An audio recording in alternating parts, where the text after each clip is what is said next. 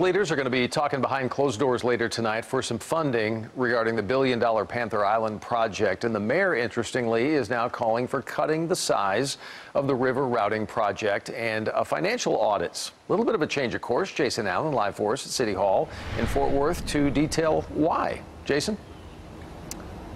Yeah, Doug, Fort Worth City Manager, who is a board member on the project, he indicated as well to us today that he would support that call for an audit to look at spending and scope. You know, until now, there's been nearly unanimous support from public officials, but we talked to Betsy Price, the mayor, here in about the last hour about why she thought this was the time to kind of break from those ranks. I've made 2 visits to D.C. recently, and they raised questions that I couldn't answer. And as mayor, I owe that to the taxpayers to get questions that affect public projects like this and taxpayer dollars answered. So we had to ask those questions.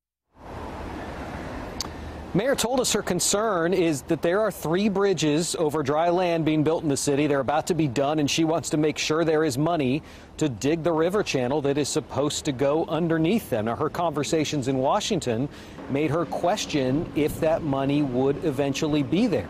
The flood control portion of this project is dependent on more than $500 million coming from the Army Corps of Engineers, but this year it was not included in the budget, and it has received money the past 2 years.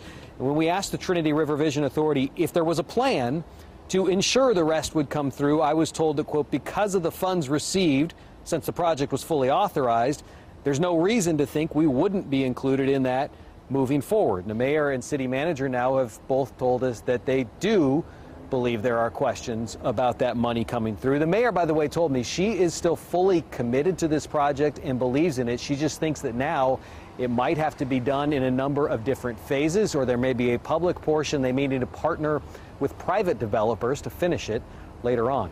Well, tonight in Fort Worth, Jason Allen, CBS 11 News. Jason, thank you.